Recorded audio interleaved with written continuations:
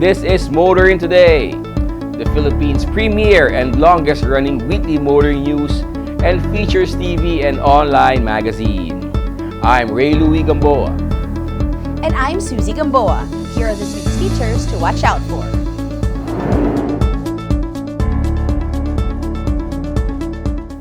On Motoring Forum, we shall discuss Mayor Benjamin Abalos' traffic management plans for Mandaluyong City. Our road safety reminder on the Young Street Smarts portion centers on who has the right of way when there is no stop line on the main road. This week's Buying Chuper shall be about the limit on the number of passengers in PUVs. While Showcase this week shall have the subcompact crossover SUV from Honda, the all-new BRV.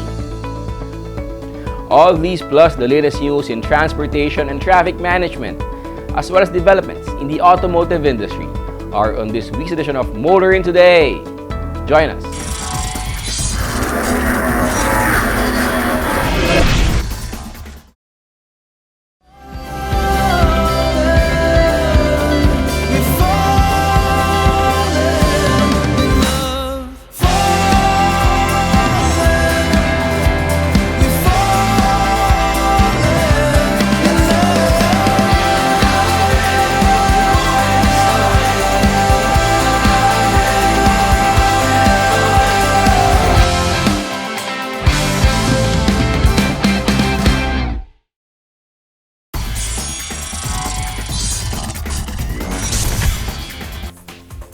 Welcome back to Motoring Today. Here now are the latest news and developments in the country's transportation and traffic management.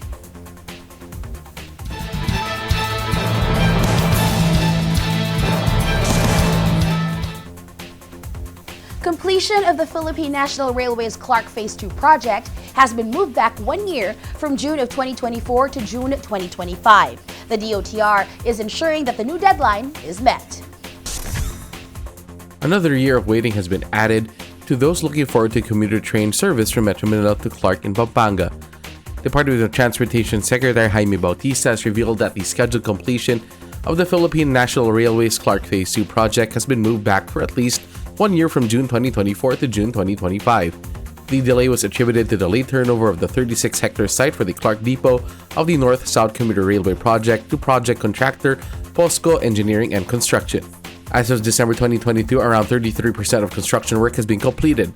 POSCO is contracted to build 48 buildings as well as other facilities for the Clark Depot, including 33 stabling tracks, the trains, and 12 other tracks to access maintenance facilities. Bautista, however, said the DOTR will work closely with the POSCO to ensure Clark Depot, which he described as the heart of operations of the rail service, will be completed by the new deadline.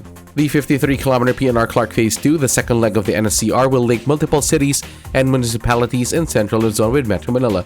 It will also include the Airport Railway Express service that will connect Makati to the Clark International Airport through a 55-minute train ride.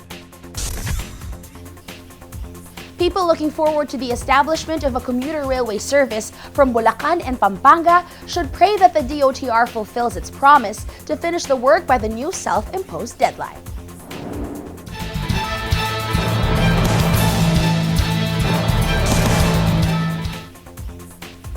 Meanwhile, Cebu claims to have a lot of attractions and other distinctions, the latest being the new iconic bridge spanning the island to Mactan. Now it can maybe claim another.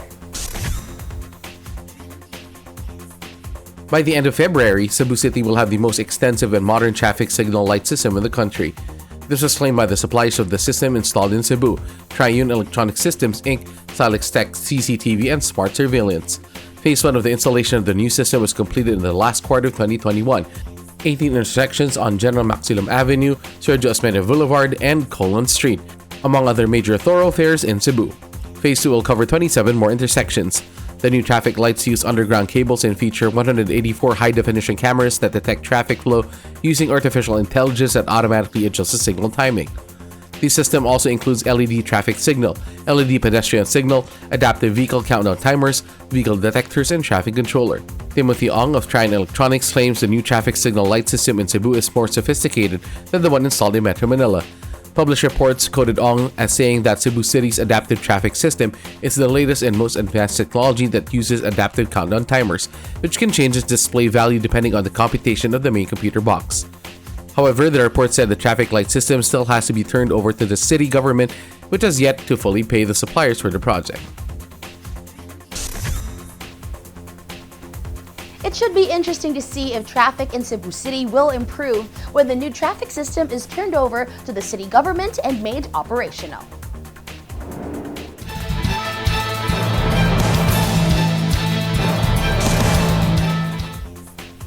Continuing, motorcycle accidents in Metro Manila are on the rise, and the MMDA is hoping to stop this trend by establishing a motorcycle riding academy, which will be open to all comers for free. The Metropolitan Manila Development Authority plans to establish a school to teach both beginners and more experienced riders theoretical and practical aspects of motorcycle riding. To be named the Motorcycle Riding Academy, the school will be sited at a vacant property at the corner of Julio Vargas and Meralco Avenues, owned by the Government Service Insurance System. In new reports, MMDA Chairman Romando Artes said the Riding Academy will also promote road safety while teaching both beginners and experienced riders proper training and basic knowledge on the different types, characteristics, basic parts, basic control, and operation of motorcycles.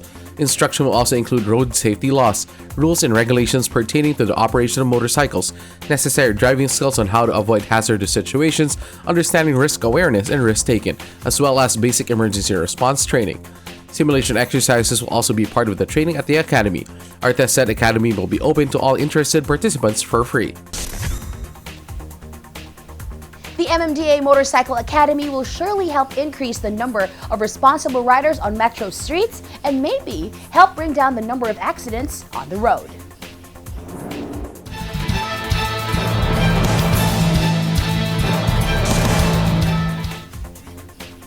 And finally, motorists in Metro Manila have long been praying for a single ticketing system. That prayer may soon be answered. Traffic management officials and mayors have reportedly approved the final draft of a Metro Manila traffic code that proposes a single ticketing system for the National Capital Region. According to news reports, the Metro Manila traffic code includes setting uniform penalties for the 20 most common traffic violations. The reports have also indicated that the implementation of a single traffic ticketing system will need traffic management departments of LGUs to integrate data systems with the Land Transportation Management System of the Land Transportation Office. The MMDA has already agreed to fund the purchase of hardware and other IT requirements needed for such integration. MMDA Chairman Romando Artes said the agency will conduct an inventory of each LGU with regards of their respective systems and equipment for the planned interconnectivity with the LTO database. Meanwhile, Metro Manila Council President and San Juan City Mayor Francis Zamora has expressed confidence that Metro Mayors will pass a resolution to approve the final draft of the Metro Manila Traffic Code and the single ticketing system. Zamora added each LGU will have to draft or amend respective ordinances adapting standardized fines on identified common traffic violations once a resolution have been passed. Reports said that the MMDA expects the traffic code and single ticketing system to be implemented within the first quarter of the year. Will this end many of the problems that motorists have with traffic law enforcement in the metro? That remains to be seen.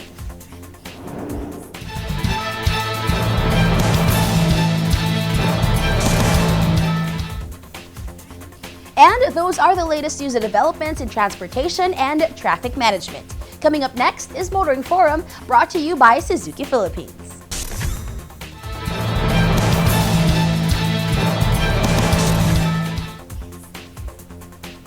Motoring Forum will be making the rounds of Metro Manila City Halls to talk with mayors and find out their thoughts on the traffic situation in their respective jurisdictions and their plans on how to improve the traffic management and road safety. We start with Mandaluyong Mayor Benjamin Abalos Sr. Mandaluyong City sits at the heart of Metro Manila, with a total land area of just 1,124.97 hectares.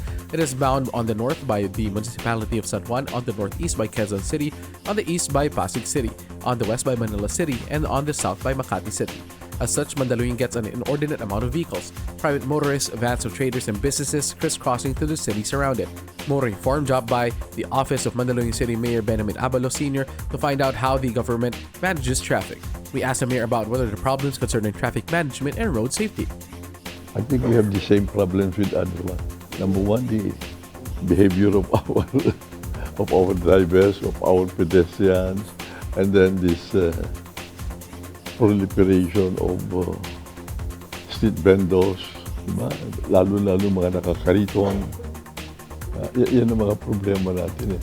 And sometimes the encroachment of our pedestrian lanes by these sidewalk vendors or by the stalls themselves, permanent stalls. Pag na-block na yung ating mga pedestrian lane or rather these sidewalks, people tend to use the street. We somehow impede the flow of traffic. Those are the problems. What is the city doing to solve or mitigate these problems? Number one is we call the attention of the barangay concern. The barangay has a role to play here. Kahit na paano, it's their obligation also to clean the sidewalks. Number one. Number two, to do away with this, especially these ambulant vendors using kariton. Yun ang mga problema. And most of all, these arrogant drivers, who do not mind the rules, no parking na dyan, and yet they park. Tapos itong mga pedestrians also crossing everywhere. Surrounded on all sides by 5 other cities in Metro Manila, Mandaluyong finds itself being crisscrossed by vehicles, private motorists, and cargo-laden vans looking for the shortest way to destinations, resulting in congestion along junctions along its boundaries and its major streets. We have this traffic engineering division which identifies all these bottlenecks, especially our boundaries. Pinag-aaralan namin how to resolve this. I requested our head of the traffic to coordinate with the head of traffic of Manila, that of Quezon City, and that of Pasig. Mandaluyong has its own traffic and parking management department with a complement of traffic frontliners to keep traffic flowing and prevent gridlock. But do they have enough personnel to do the job effectively and efficiently? I think we have about a little over 200. 20 of which are motorcycle traffic enforcers, so that they could immediately address the problems in given areas. They have these radios, the radio communications, to be informed where the traffic congestion is, so that they could easily address it. We have about 66 every shift. But we have more in the afternoon. That is exclusive of the barangay traffic enforcers also. Yung 66 kulang yan eh. Mandaluyong is more concerned about keeping traffic moving within city limits and at major junctions along its periphery. It's more of smooth traffic. Yung apprehension, kalimutan mo na yan. Diretso na lang, di ba? Because the more the vehicle stay in the road, the more traffic it will create. What about public transportation within the city? As a matter of fact, I was talking to somebody who would would help us modernize our transport system here, and they're willing to enter into a cooperative, or rather into a partnership with our jeepney drivers, replace them with this electric motor vehicle. In so doing, we might even extend more for the extension of the line from Calenton, diretso yan, cross Boulevard, around St. Francis, diretso. It will be a loop. Ang maganda nito, no capital investment of our drivers, and they're assured of a minimum of 30,000 pesos income a month. Mandaluyong City has its own traffic code, but this is aligned with that of the Metropolitan Manila Development Authority. We have our traffic code. This is aligned with not only with our barangay ordinances on traffic, but as well as the MMDA. Mandaluyong is a small city with big traffic congestion problems. Still, Mandaluyong Mayor Abalos is looking at the smallest government unit, the barangay, to help manage traffic better in his city. It should be interesting to find out if this is also true with other mayors in Metro Manila. That's our Motoring Forum this week, courtesy of Suzuki Philippines.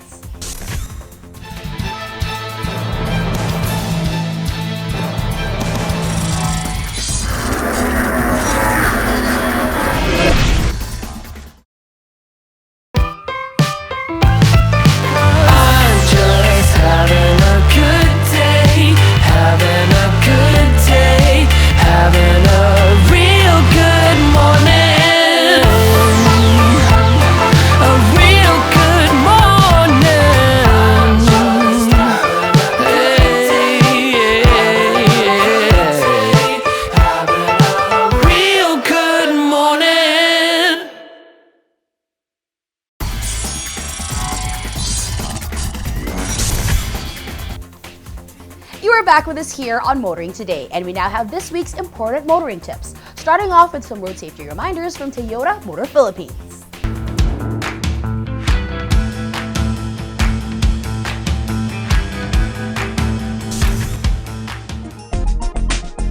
If you're on the main road at kung nasa stopline ka na, bigyang daan ang mga sasakyang galing sa lane na walang stopline. As seen on the animation, the blue car has the right of way. Keep this in mind to avoid meeting accidents on the road.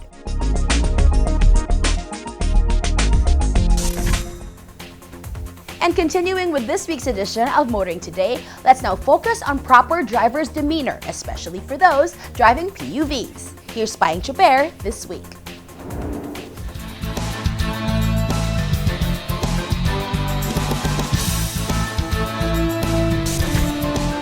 Payo Chuper lang kaibigan.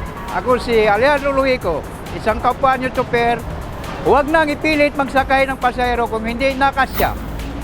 Ang bawat pampasadang sasakyan ay mayroong tinatawag na passenger limit o bilang ng mga pasahero na magkakasya. Kapag puno na, iwasang magtawag pa ng ilan at ipagsiksikan. Tandaan din na bawal maglagay ng ekstra bangko sa gitna ng pampasadang sasakyan. Palaging isipin na mahalaga rin na komportable ang ating mga pasahero. Ito po si Alejandro Luico, Payo Chuper lang, kaibigan mula sa inyong kapwa niyo Chuper.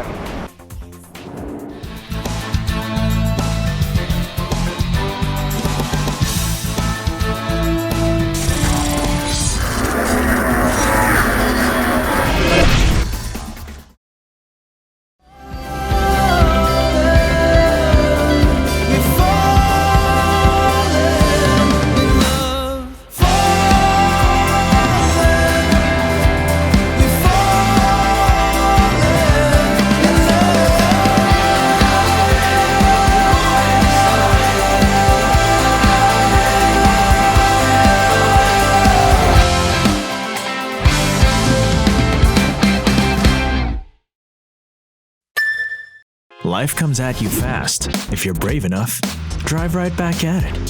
Brave the big city or the great outdoors. Brave the carpool or the extra cargo. Brave the unexpected with Honda Sensing. Brave the long road with fuel efficiency to reach your destination. The all-new Honda BRV. Brave the next level. Kailangan ng maaasahan, kailangan ng matibay, pang matagalan kasama mo sa pag-unlad ng negosyo. Modernong disenyo, kaya-kaya ang cargo mo ng tatak na ito. Isuzu Travis, level up with Isuzu. Level up mo yung negosyo. Isuzu Travis, level up with Isuzu. Level up with Isuzu Travis.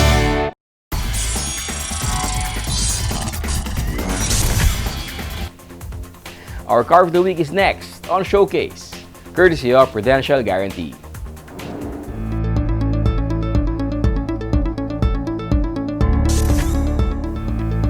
This edition of Showcase takes a look at the all-new Honda BRV, a 7-seater subcompact crossover SUV making waves in the local market.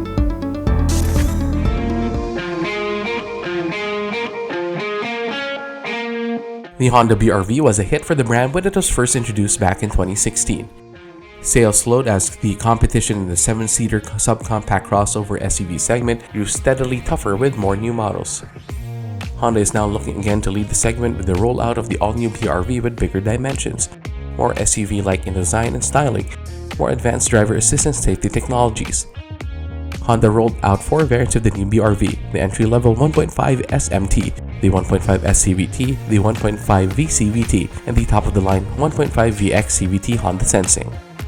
The entry-level BRV is 4,490mm long, 1,780mm wide, and 1,651mm tall. The others are 4mm taller. All have a 2,700mm long wheelbase and a minimum ground clearance of 207mm. With those dimensions, the all-new BRV now has more of a stance and styling of a proper SUV. All variants now come complete with full LED headlights, daytime running lights, tail lamps, and high-mount stop lamp. The headlights of the top-of-the-line BRV 1.5 VX features an auto on-off function. Aside from the entry-level 1.5 SMT, the BRVs all have LED fog lamps. Turn signals are integrated with the body color side view mirrors that power adjust on all variants, but only in the 1.5 VS and VCVT do they power fold.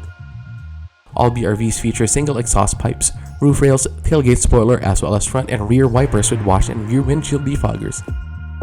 The entry-level BRV only gets a micropole antenna and 16-inch steel rims wrapped by 215 60R1695H tires. The rest sport shark fin antennas and 17-inch alloy wheels wrapped by 215 55R1794V tires.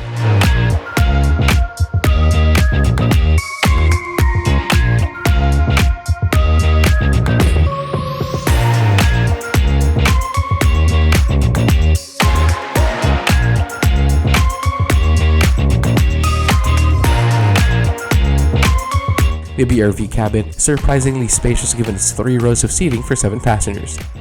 The top 2 variants are equipped with a smart entry system for greater convenience. The S variant features keyless entry, which also provides easy entry. The VX and V variants get leather seats, while the S variants get high-grade fabric. The front seats slide and recline and feature height adjuster for the driver. The second row seat for 3 splits and tumble 60/40 with just one touch of a button. An armrest folds down when only 2 occupy the second row seating in the VX and V variants. The third row seat for 2 splits 50/50 and features a dive-down mechanism to provide for a flat and bigger space for luggage or cargo. The VX instrument cluster features a 14-inch full-color TFT meter. The rest gets digital meters. The steering wheel, leather wrapped in the VX and V, plain urethane in the S variants, tilts but does not telescope. It does have controls for the audio system, which comes with a 7-inch touchscreen, Apple CarPlay and Android Auto, Bluetooth, and 2 USB ports, and placed through 6 speakers in the VX and V and just 4 in the S variants. The top 2 variants come with automatic air conditioning, manual for the 2 others, and rear ventilation for all 4. Other comfort and convenient features include power windows, speed setting auto door locks, accessory sockets, 2 cup and 6 bottle holders, multiple grab rails.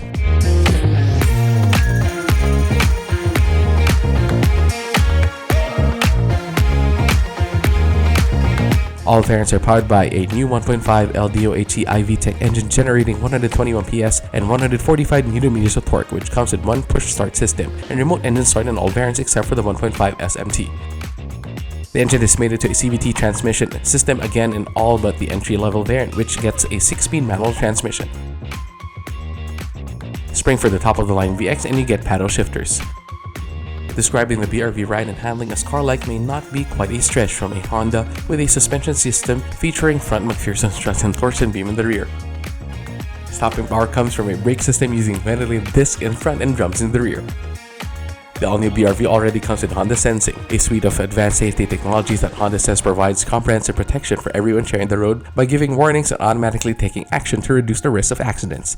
These include lead car departure notification system, collision mitigation braking system, lane keeping assist system, road departure mitigation system with lane departure warning, adaptive cruise control, and auto high beam. But only the top-of-the-line BRV comes in Honda Sensing, as well as such safety and driver assist tech as Honda Lane Watch, rear seat reminder, side curtain airbags. Still, all new BRV variants come standard with anti-lock brake system, electronic brake force distribution, vehicle stability assist, hill start assist, security alarm, immobilizer, emergency stop signal, and reverse camera with guidelines. Except for the entry-level variant, the BRV also comes with parking sensors.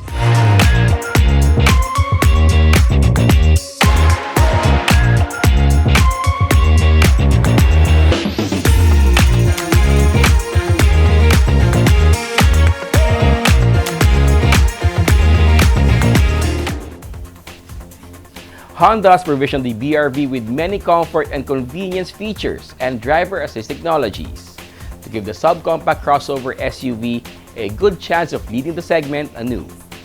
That's our featured vehicle in this week's showcase, courtesy of Prudential Guarantee.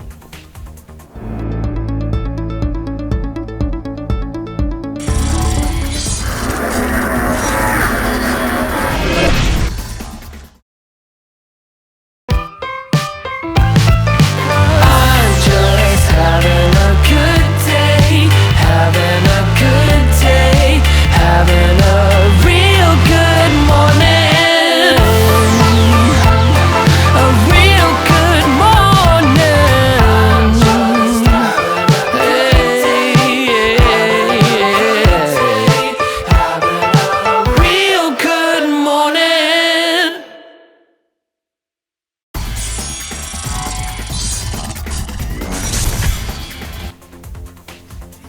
Welcome back to Motoring Today. The auto industry now takes center stage.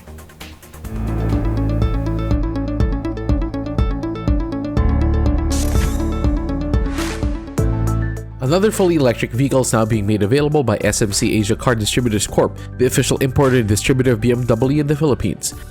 The BMW iX3 is the second fully electric vehicle brought in by SMC Asia Car.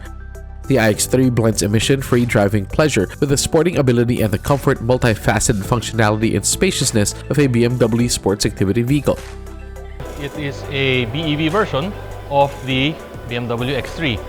It allows our prospects, our buyers who want to start going into electric vehicles, some familiarity with the look and feel of the current X3, and you have it in a platform that is full electric.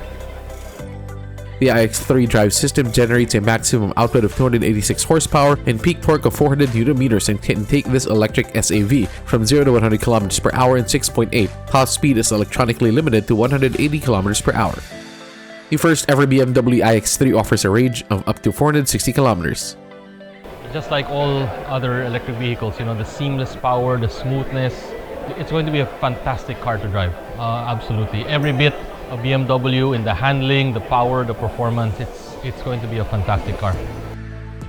SMC Asia Car is now taking pre-orders for the BMW iX3 and expects units to be coming in by the first quarter of the year. The buyers can come to RSA Motors Green Hills or RSA Motors in Levis. These are currently the 2 I-certified dealers in the country, and you can take a look at the cars and place your orders there.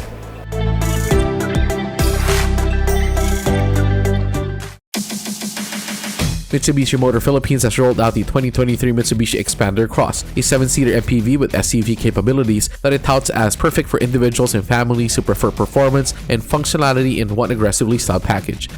And while the exterior was designed to look more aggressive, the interior of the 2023 Xpander Cross is reimagined with comfort and convenience in mind. The new Xpander Cross also now comes with a lot of premium and performance features found in the Montero Sport. So what you see here is our latest product. It still has the best ground clearance, the best in its class. Of course, you have the body cladding, the revised front and rear bumpers. All the LED lights are now present in this model, even the fog lamps. And to go to the inside, we redesigned the interior. It now has a blue hue. You'll see the steering wheel, it's similar to the Montero Sport. So very sporty, very rugged. You also see the 8-inch LCD meter, similar to the Montero Sport as well. So it gives a little more SUV feel to it. Very capable with active yaw control, which helps you with cornering, especially on rough surfaces, slippery surfaces. It has active stability control, hill start assist, and many more features. Under the hood is a 1.5 VVEC Neo HC16 valve with 104 horsepower and 141 Nm of torque made into a 4-speed automatic transmission. The new Xpander Cross is now available in a dealership near you, so I'd like to invite everyone to test drive this MPV X SUV. So it really feels different, especially from our other models. It's very tough, very rugged. So you can also visit our website to book a test drive or book a quotation at mitsubishi-motors.com.ph.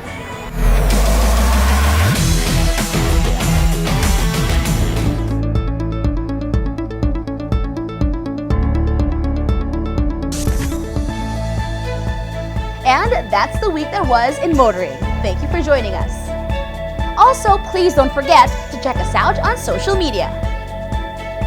Until next week here on Motoring Today, now on its 36th year of continuing service to the general motoring public with a lifelong commitment to promote road safety.